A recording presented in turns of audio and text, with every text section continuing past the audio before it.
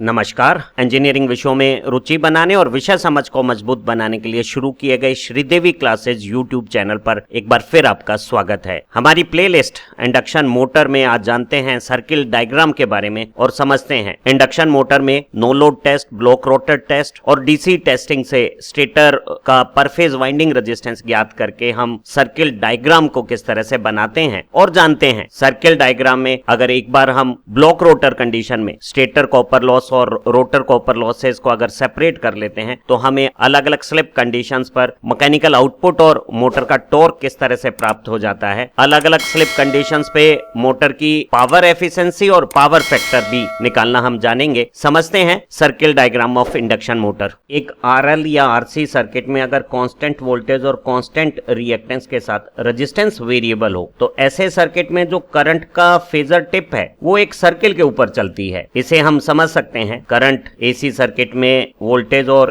Impedance का ratio I = V/Z होता है। हम यहाँ ऊपर नीचे x से मल्टीप्लिकेशन डिवीजन करके इसे V/X के साथ x/Z फॉर्मेट बना दें तो ये करंट और वोल्टेज के बीच में फेज डिफरेंस एंगल का साइन रूप हो गया है। करंट की ये जो इक्वेशन है V/X sin φ वो पोलर कोऑर्डिनेट फॉर्म में एक ऐसे सर्किल की इक्वेशन है जिसकी डायमीटर V/X है। एक इंडक्शन मोटर में रोटर के सर्किट में जब हम उसे रोटर की बजाय स्टेटर फ्रीक्वेंसीज पे रेफर कर देते हैं तो यहाँ वोल्टेज E2 और लीकेज रिएक्टेंस X2 तो कांस्टेंट है, लेकिन रेजिस्टेंस जो रोटर कॉपर लॉसेज और मैकेनिकल लोड दोनों को रिप्रेजेंट करता है R2/S वो वेरिएबल है। और ऐसे सर्किट में जब हम रोटर करंट को फेजर से ड्रॉ करते हैं तो ये यूजुअल प्रैक्टिस है कि हम वोल्टेज को वर्टिकल एक्सिस पे रेफरेंस ले लेते हैं और करंट की टिप जिस सर्किल पे रहती है उसकी डायमीटर हॉरिजॉन्टल लाइन पर आ जाती है। एक 3 फेज इंडक्शन मोटर की परफॉर्मेंस का इवैल्यूएशन सर्किट डायग्राम को बनाकर बहुत आसानी से किया जा सकता है। और सर्किल डायग्राम को बनाने के लिए हमें no load test, block rotor test और डीसी टेस्टिंग से स्टेटर का पर फेज रेजिस्टेंस मालूम करना होता है। नो लोड टेस्ट करते समय हम एक मोटर को रेटेड वोल्टेज और रेटेड फ्रीक्वेंसी पे बिना किसी मैकेनिकल लोड के चलाते हैं और टेस्ट करते समय मोटर की रेटेड वोल्टेज देकर वोल्टमीटर से और नो लोड का लाइन करंट एमीटर से मेजर कर लेते हैं और दोनों वॉटमीटर की रीडिंग से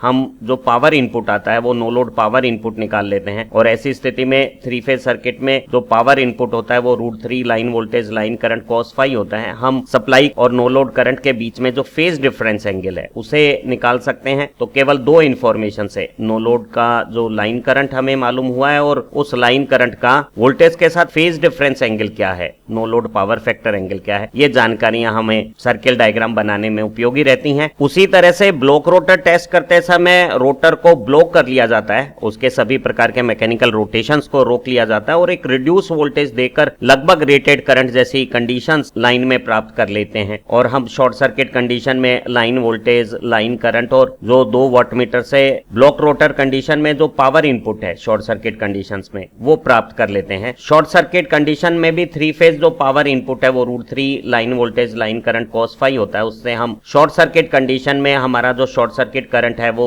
सप्लाई वोल्टेज से क्या फेज डिफरेंस एंगल के साथ लैग करता है वो कैलकुलेशन कर सकते हैं। जब हम सर्किल डायग्राम बनाते हैं तो हमें शॉर्ट सर्किट करंट का मान टेस्ट शॉर्ट सर्किट वोल्टेज जो रिड्यूस्ड होती है उसकी बजाय मोटर की रेटेड वोल्टेज कंडीशन पे चाहिए तो इसे हम प्रोपोर्शनल कैलकुलेट कर सकते हैं। और अगर शॉर्ट सर्किट टेस्ट से रेटेड वोल्टेज 10 गुना ज्यादा है तो जो हमारी नॉर्मल रेटेड वोल्टेज पे शॉर्ट सर्किट करंट है वो टेस्ट शॉर्ट सर्किट करंट से 10 गुना हो सकता है। इस तरह की प्रोपोर्शनल कैलकुलेशन कर सकते हैं। और हमें शॉर्ट सर्किट कंडीशंस में मोटर ने क्या इनपुट लिया है उसकी भी कैलकुलेशन रेटेड वोल्टेज पे प्राप्त हो सकती है। अगर शॉर्ट सर्किट टेस्ट वोल्टेज जो कि रिड्यूस्ड वोल्टेज है उस पे पावर इनपुट शॉर्ट सर्किट की PSC है तो इंक्रीज्ड रेटेड वोल्टेज पे पावर वोल्टेज के स्क्वायर प्रोपोर्शनल है। हमें नॉर्मल रेटेड वोल्टेज पे शॉर्ट सर्किट पावर कैलकुलेशंस हो जाएगी। 3 फेज इंडक्शन मोटर में सर्किल डायग्राम बनाते समय एक अहम कार्य ब्लॉक रोटर कंडीशन में स्टेटर और रोटर के कॉपर लॉसेस का सेपरेशन है और उसके लिए हमें स्टेटर का per phase resistance AC hot conditions पे चाहिए और उसके लिए हम एक डीसी अमीटर वोल्टमीटर टेस्ट करते हैं। वाइंडिंग अगर स्टार कनेक्ट है तो 2 लाइनों के बीच में वोल्टमीटर लगा के करंट नापते हैं तो V और I का जो रेशियो है वो हमारे 2 फेज रेजिस्टेंस का समेशन होता है। और हम इस इक्वेशन से जो डीसी रेजिस्टेंस मालूम होता है उसे हॉट कंडीशंस और एसी वर्किंग कंडीशंस के लिए करेक्शंस करके इस्तेमाल कर सकते हैं। और अगर यही वाइंडिंग डेल्टा कनेक्ट होती तो यहाँ दो लाइनों के बीच में डीसी वोल्टेज और करंट का जो रेशो हमने प्राप्त किया है वो इस 2R1 और इस R1 का पैरेलल इक्विवेलेंट 2/3R1 हो गया, और इससे हम R1 स्टेटर वाइंडिंग में पर फेज रेजिस्टेंस की कैलकुलेशंस कर सकते हैं। अगर हमारी रोटर भी फेज वाउंड है, स्लिप रिंग प्रकार की इंडक्शन मोटर है, तो रोटर में भी इसी तरह का टेस्ट करके हम रोटर वाइंडिंग में भी पर फेज रेजिस्टेंस कैलकुलेशन कर सकते हैं। एक 3 फेज इंडक्शन मोटर में नो लोड टेस्ट और ब्लॉक रोटर टेस्ट की जो जानकारियां आई है उनसे सर्किल डायग्राम को बनाया जा सकता है, और उसे बनाने की जो स्टेप्स हैं वो इस प्रकार हो सकती है। सबसे पहले हम एक ओरिजिन पॉइंट से हॉरिजॉन्टल एक्सिस एक्स एक्सिस और वर्टिकल एक्सिस वाई एक्सिस बना लेते हैं, और वर्टिकल एक्सिस वोल्टेज के रेफरेंस फेजर को रिप्रेजेंट करती है। अब इस वोल्टेज से हमारा नो लोड करंट जिस एंगल से लैग करता है उस लैग एंगल को कैलकुलेट करके और किसी एक सुटेबल स्केल से नो लोड करंट के मैग्नीट्यूड आई नोट को यहाँ एक फेजर ओ ए से रिप्रेजेंट कर लेते हैं, और इस फेजर का जो ये दूसरा सिरा ए आया है वहां से एक क्षैतिज रेखा हॉरिजॉन्टल लाइन हमारी हॉरिजॉन्टल एक्सिस के पैरेलल ए बी ड्रॉ कर लेते हैं। अब उसी एक्स एक्सिस और वाई एक्सिस के मिलान ओरिजिन बिंदु से जो शॉर्ट सर्किट करंट का एंगल वोल्टेज के साथ आया है फाई शॉर्ट सर्किट, उसे कैलकुलेट करके उस एंगल के साथ शॉर्ट सर्किट करंट को जो शॉर्ट सर्किट टेस्ट वोल्टेज पे हमें आईएससी मालूम हुआ था उसे फुल रेटेड वोल्टेज पे प्रोपोर्शनल कैलकुलेट करके नॉर्मल रेटेड वोल्टेज का जो शॉर्ट सर्किट करंट आया है उस मैग्नीट्यूड को वही नो लोड करंट का जो स्केल हमने यूज किया उसी स्केल पे इस काली रेखा से शो कर लेते हैं। तो नॉर्मल रेटेड वोल्टेज पे जो शॉर्ट सर्किट करंट है उसे उस एंगल से जिस एंगल पे वो वोल्टेज से लैग करता है उस एंगल के साथ लैग करता हुआ वोल्टेज रेफरेंस एक्सिस से हम OS के रूप में ड्रॉ कर लेते हैं, और उसके बाद जो ओरिजिन से नो लोड करंट का फेजर हमने ड्रॉ किया है उसका जो दूसरा सिरा A है और जो short circuit current normal rated voltage पे हमने प्राप्त किया है उसका जो दूसरा सिरा S है, उन दोनों सिरे A और S को आपस में जोड़ देते हैं। इस AS लाइन को हम मोटर में आउटपुट लाइन कहते हैं, और जब हम पूरा सर्किल डायग्राम बना देंगे तो मोटर का मैकेनिकल आउटपुट निकालने के लिए ये जो AS लाइन है वो हमारी कैलकुलेशन का कोई आधार बनेगी। हम समझ सकते हैं कि नो लोड पे जब रोटर का करंट 0 मान लिया गया था तो हमारा स्टेटर का करंट आई नोट है, और शॉर्ट सर्किट कंडीशंस पे जो स्टेटर का करंट नॉर्मल रेटेड वोल्टेज पे है ISN, वो दोनों रोटर के करंट की जो पोजीशंस हैं वो एक सर्किल की पोजीशंस पे आएगी, और वो जो सर्किल है उसका जो सेंटर पॉइंट है उसे हम इस A और S को परपेंडिकुलर बाइसेक्ट करके निकाल सकते हैं। तो AS लाइन के मध्य बिंदु से अगर अभिलंब खींचते हैं वो अभिलंब A बिंदु से क्षैतिज एक्सिस के बराबर जो हमने AB लाइन बनाई थी उस AB लाइन को जहां काटता है C, वही हमारा रोटर करंट के लोकस का जो सर्किल बन रहा है उस सर्किल का सेंटर पॉइंट हो जाएगा। एक 3 फेज इंडक्शन मोटर के फेजर डायग्राम के अनुसार स्टेटर या प्राइमरी का करंट नो लोड करंट में rotor current refer to primary का फेजर समेशन करने से आता है, और एक 3 फेज इंडक्शन मोटर जब नो लोड पे रोटर को ऑलमोस्ट सिंक्रोनस स्पीड पे रोटेट कर रही है, स्लिप का मान 0 है, तो रोटर करंट को 0 मान सकते हैं। तो उसका रेफर टू स्टेटर कंपोनेंट भी 0 होने से stator current no load current के बराबर यहाँ OA फेजर से रिप्रेजेंट हो रहा है, और A पॉइंट इंडक्शन मोटर के स्टेटर के करंट को रिप्रेजेंट कर रहा है, जबकि रोटर का करंट इस पोजीशन पे स्लिप 0 होने पे R2/S इनफाइनाइट होने पे इनफाइनाइट इंपीडेंस के साथ 0 वैल्यू रख रहा है। और जब स्लिप का मान बढ़ता है, R2/S का मान घटता है, तो हमारे रोटर करंट का मैग्नीट्यूड लगातार स्लिप बढ़ने पर बढ़ता है, और जब रोटर करंट बढ़ता है तो उसका refer to stator component I2- भी इंक्रीज होता है। और ब्लॉक रोटर कंडीशंस पर जब स्लिप का मान 1 है उस समय ये जो ग्रीन फेजर है हमारा AS वो rotor current refer to stator represent कर रहा है, और इसे नो लोड करंट से हमने जोड़ा है। तो ये OS काला जो हमारा फेजर है वो नॉर्मल रेटेड वोल्टेज पे ब्लॉक रोटर कंडीशंस पे मोटर का इनपुट स्टेटर साइड में शॉर्ट सर्किट करंट को रिप्रेजेंट कर रहा है। तो हम समझ सकते हैं कि रोटर का जो per phase equivalent circuit model refer to stator हमने देखा था जिसमें एक कांस्टेंट वोल्टेज और कांस्टेंट रिएक्टेंस है, और अलग अलग स्लिप वैल्यूज पर एक रेजिस्टेंस R2/S जो रोटर कॉपर लॉसेज और मैकेनिकल आउटपुट दोनों को रिप्रेजेंट करता है, उसका मान जब बदलता है तो रोटर सर्किट में जो करंट है और उसका जो refer to stator component I2- है वो एक सर्किल पे अलग अलग पोजीशंस लेता है। और अगर हम वर्टिकल वोल्टेज एक्सिस के साथ ऐसे रोटर सर्किट जिसमें रोटर वोल्टेज और रोटर रिएक्टेंस फिक्स्ड है और स्लिप के साथ रेजिस्टेंस पार्ट बदलता है उसके करंट को देखें तो वो एक हॉरिजॉन्टल डायामीटर के साथ बनाया हुआ सर्किल की पोजीशंस ले लेगा, और rotor current refer to stator को नो लोड करंट से जोड़ने पर स्टेटर का इनपुट करंट इस सर्कल के अलग अलग पोजीशंस पर अपना लोकस बनाएगा। इस पूरे सर्किल की शेप को प्राप्त करने के लिए हमने एएस फेजर को परपेंडिकुलर बाइसेक्ट किया था और ये bisection horizontal A B line को सी पॉइंट पे काटता था। सी को सेंटर बनाते हुए सीए या सीएस रेडियस लेके जो ये ब्राउन सेमी सर्किल हमने ड्रॉ किया है वो rotor current refer to stator को रिप्रेजेंट कर रहा है और नो लोड करंट के साथ जुड़ने पर यही सर्किल अलग अलग स्लिप कंडीशंस पे इनपुट स्टेटर करंट की पोजीशंस को लोकस को रिप्रेजेंट करेगा और वो नो लोड पे स्टेटर करंट को ए पोजीशन पे रिप्रेजेंट कर रहा है और स्लिप का मान बढ़ने पर rotor current refer to stator की वैल्यूज इन नीले एरोज के हिसाब से बदलने पर इस सर्किल के ऊपर स्टेटर का प्राइमरी इनपुट करंट आएगा जो ब्लॉक रोटर कंडीशन पे एस पोजीशन पर आ जाएगा और अगर स्लिप का मान इनफाइनाइट हो जाए R2/S 0 हो जाए तो रोटर सर्किट में इंपीडेंस रिएक्टेंस के बराबर हो जाएगा और ऐसी स्थिति में V/X rotor current maximum value प्राप्त कर लेगा और ये मैक्सिमम वैल्यू हमारे इस सर्किल की डायमीटर A' हो जाएगी। अगर इस सर्किल डायग्राम में शॉर्ट सर्किट कंडीशंस पर जो करंट OS रिप्रेजेंट हुआ है उसके इस S बिंदु से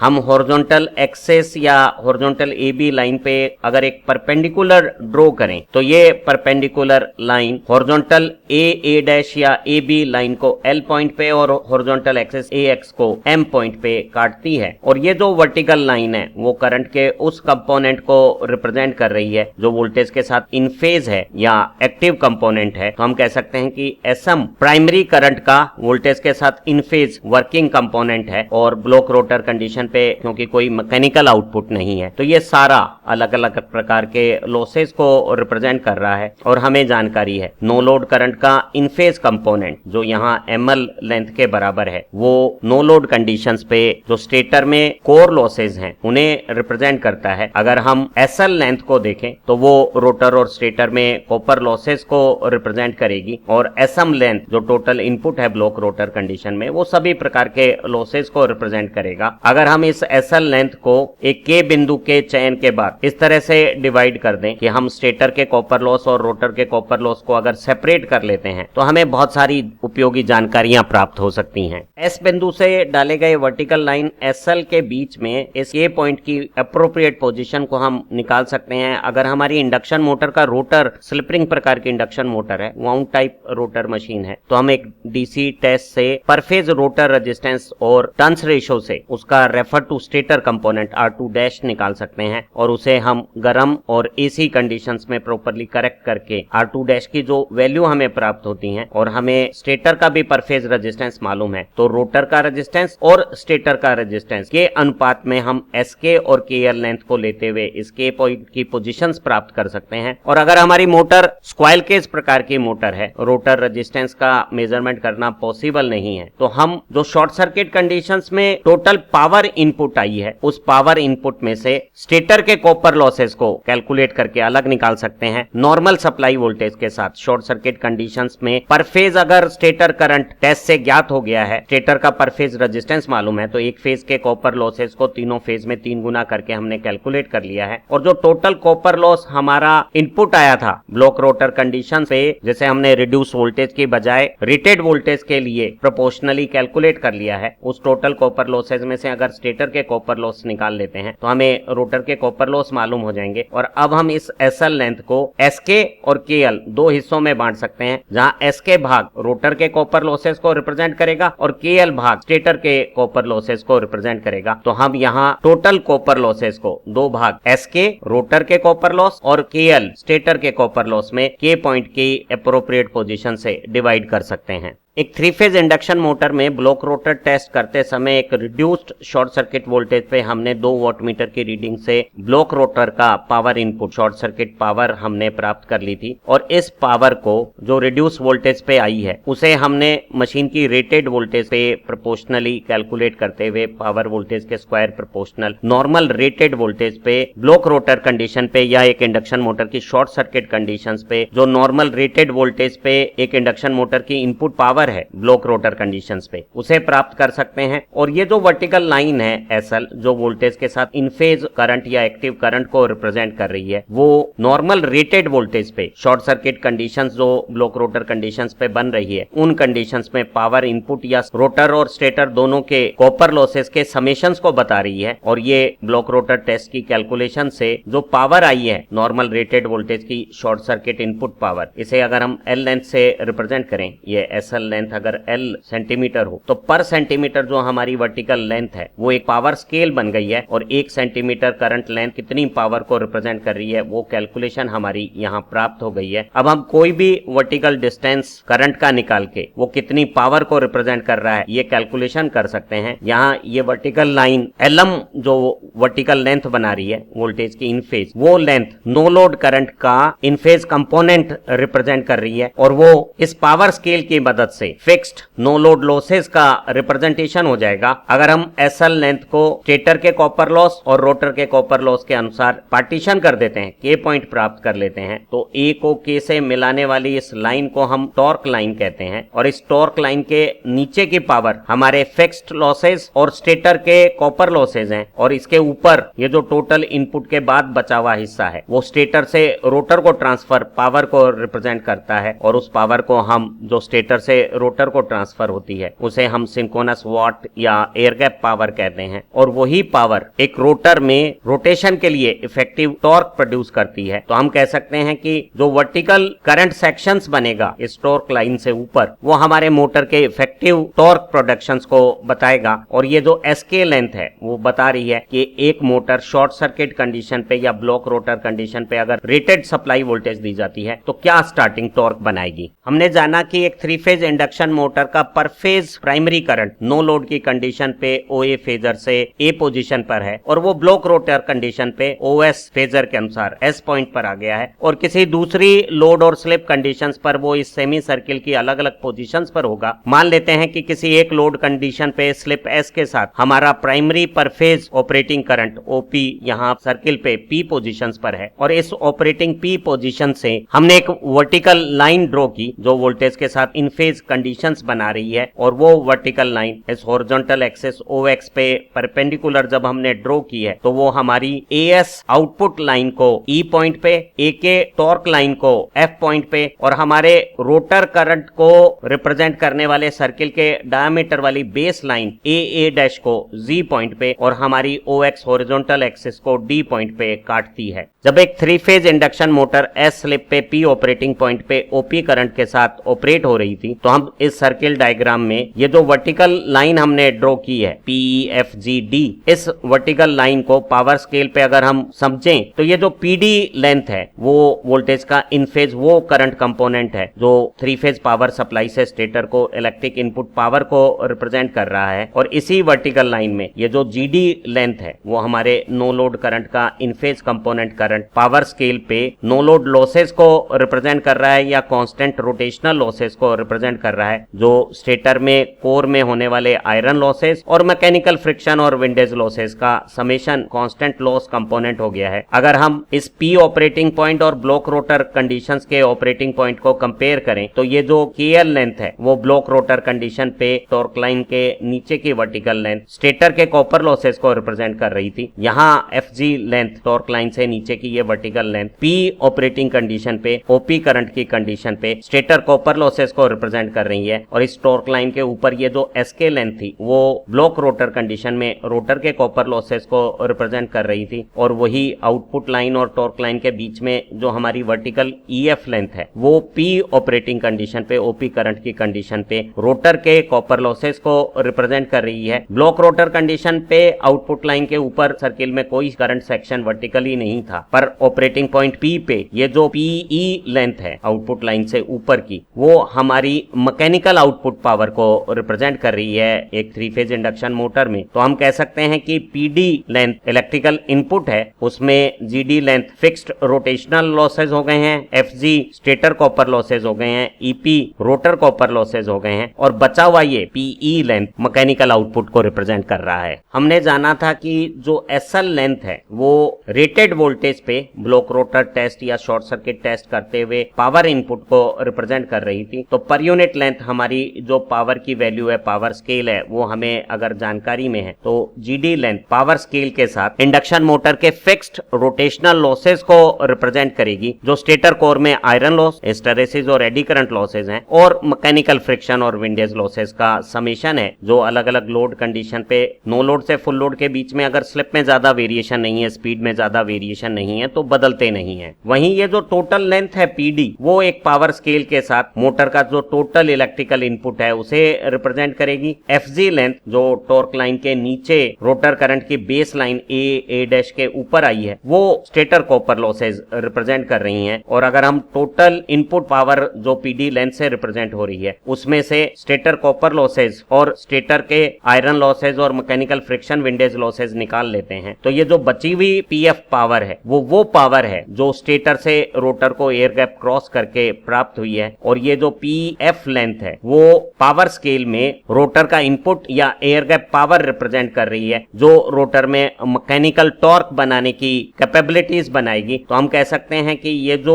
एके लाइन है वो टॉर्क लाइन है, और इसके ऊपर का जो वर्टिकल लाइन सेक्शन है वो हमारी मोटर की टॉर्क कैपेबिलिटीज को रिप्रेजेंट करेगा। टॉर्क लाइन और आउटपुट लाइन के बीच में ये जो ऑपरेटिंग पॉइंट पी पे ईएफ सेक्शन है वो रोटर कॉपर लॉसेस को रिप्रेजेंट कर रहा है, और हम कह सकते हैं कि ई से डी तक की ये जो लेंथ है ईएफ जीडी, ये हमारी टोटल लॉसेस को रिप्रेजेंट कर रही है। जीडी फिक्स लॉसेज हैं, एफजी स्टेटर कॉपर लॉसेज हैं, और ईएफ रोटर कॉपर लॉसेज हैं। और ये बचा हुआ पीई सेक्शन इनपुट में से सभी तरह के लॉसेस घटाने के बाद मैकेनिकल आउटपुट को पावर स्केल पे रिप्रेजेंट कर रहा है। तो पीई हमारी मोटर का मैकेनिकल आउटपुट है, और पीडी हमारी इंडक्शन मोटर का इलेक्ट्रिकल इनपुट है, और ईडी टोटल सभी तरह के लॉसेस का रिप्रेजेंटेशन हो गया है। एक 3 फेज इंडक्शन मोटर में टॉर्क बनाने की कैपेबिलिटी स्टेटर से रोटर को कितनी पावर ट्रांसफर हुई है, एयर गैप को क्रॉस करके कितनी पावर रोटर को मिल रही है, उस पर डिपेंड करती है। और अगर हम यहाँ पी ऑपरेटिंग पॉइंट पे इस वर्टिकल लाइन को पावर स्केल पे समझें तो पीई मैकेनिकल आउटपुट है, और ईएफ रोटर कॉपर लॉसेज हैं, और पीएफ वो लेंथ है जो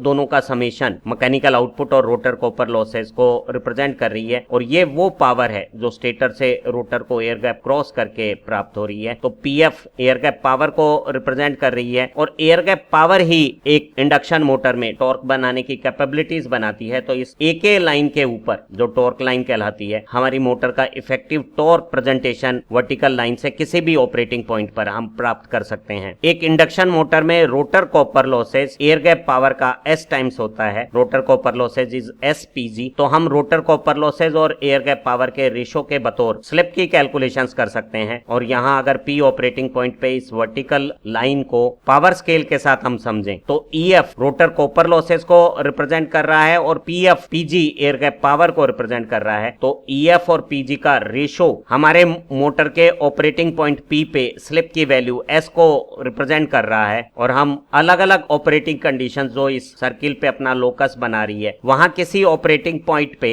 वर्टिकल लाइन ड्रॉ करके आउटपुट लाइन और टॉर्क लाइन के बीच में रोटर कॉपर लॉसेस और पीजी का रेशो निकाल के हम किसी भी ऑपरेटिंग पॉइंट की स्लिप को कैलकुलेट कर सकते हैं। एक इंडक्शन मोटर का रोटर करंट जब सर्किल की अलग अलग पोजीशन पे अपना लोकस लेगा तो नो लोड करंट के साथ सेकेंडरी करंट या rotor current refer to stator जोड़ने पे हमारा प्राइमरी करंट भी इस सर्किल पे अलग अलग पोजीशंस को प्राप्त करेगा। और जब वो अलग अलग पोजीशंस पर अपनी वैल्यूज को बदलता है तो नो लोड से लोड बढ़ने पर वोल्टेज रेफरेंस से उसका ये जो फेज डिफरेंस एंगल है वो छोटा होता है, और इसी का कोसाइन हमारा पावर फैक्टर इंक्रीज होता है। ऑपरेटिंग पॉइंट पी पर जो current phasor OP vertical voltage reference के साथ जो फेज डिफरेंस एंगल फाई बना रहा है उसका कोस फाई हमारा पावर फैक्टर हो गया है। और यहाँ एंगल फाई के बराबर ये एंगल फाई है, और यहाँ cos phi base upon hypotenuse अगर हम देखें तो ये पीडी लेंथ और ओपी लेंथ का रेशो ऑपरेटिंग पॉइंट पी पे पावर फैक्टर की वैल्यू हो गई है। हम ऑपरेटिंग पॉइंट पी पे मोटर की एफिशिएंसी भी निकाल सकते हैं। जो पीडी लेंथ है वो इलेक्ट्रिकल इनपुट है, और पीई लेंथ मैकेनिकल आउटपुट है। तो पीई और पीडी लेंथ का जो रेशो है वो ऑपरेटिंग पॉइंट P पे मोटर की एफिशिएंसी हो गई है। एक इंडक्शन मोटर में ऑपरेटिंग पॉइंट P पे जो PE लेंथ है वो मैकेनिकल आउटपुट है और मोटर टॉर्क बनाते हुए N स्पीड पे इसी टॉर्क पे रोटेट करते हुए मैकेनिकल आउटपुट पावर PE को यूज करती है। और अगर हम मैकेनिकल आउटपुट में रोटर कॉपर लॉसेस को जोड़ देते हैं और PF लेंथ हमारी एयर गैप पावर को रिप्रेजेंट कर रही है जो रोटर का इनपुट है, और अगर रोटर का सारा इनपुट मैकेनिकल आउटपुट में बदलता तो हमारी मशीन सिंक्रोनस स्पीड पे रोटेट होती। तो हम कह सकते हैं कि मैकेनिकल आउटपुट और एयर गैप पावर का रेशो मोटर की एक्चुअल स्पीड और सिंक्रोनस स्पीड का रेशो है और ये 1 - s के बराबर है। तो हम किसी भी तरह की परफॉर्मेंस कैलकुलेशन यहाँ वर्टिकल लेंथ को मेजर करके इस सर्किल डायग्राम से निकाल सकते हैं। हमारी इसी प्लेलिस्ट की एक दूसरी लर्निंग वीडियो में हमने सर्किल डायग्राम की मदद से मोटर में मैक्सिमम इलेक्ट्रिकल इनपुट कब होगा, maximum mechanical output, maximum torque condition, best power factor conditions, इन्हें कैलकुलेट किया है और अलग अलग ऑपरेटिंग पॉइंट पे स्लिप और एफिशिएंसी की वैल्यूज कैसे कैलकुलेट की है उन्हें भी समझा है। उम्मीद है आज की इस लर्निंग वीडियो में इंडक्शन मोटर में सर्किल डायग्राम की जो बेसिक कंसेप्ट है वो आपको अच्छी तरह से समझ में आ गई होगी। एक इंडक्शन मोटर के लिए सर्किल डायग्राम किस तरह से नो लोड टेस्ट और ब्लॉक रोटर टेस्ट के इंफॉर्मेशन से हम बनाते हैं और सर्किल डायग्राम में आउटपुट लाइन और टॉर्क लाइन किस तरह से प्राप्त करते हैं और उनकी मदद से mechanical output, torque, power factor और स्लिप की कैलकुलेशंस किस तरह से की जाती है अच्छी तरह से समझ में आ गई होगी। इसी प्लेलिस्ट में यहाँ जो एंड स्क्रीन पे सर्किल डायग्राम 2 लर्निंग वीडियो है उसकी मदद से आप maximum electrical input, maximum mechanical output, maximum torque condition, best power factor और अलग अलग ऑपरेटिंग कंडीशंस पे स्लिप और एफिशिएंसीज की वैल्यू कैलकुलेट करना भी सीखेंगे। अगर आपको ये लर्निंग वर्क पसंद आया है तो इसे अपने दोस्तों के साथ शेयर कीजिएगा और चैनल से स्टडी नोट्स प्राप्त करने के लिए YouTube मेंबरशिप ज्वाइन कीजिएगा। आप अच्छा पढ़ें, तरक्की करें। Have nice time. Thank you very much.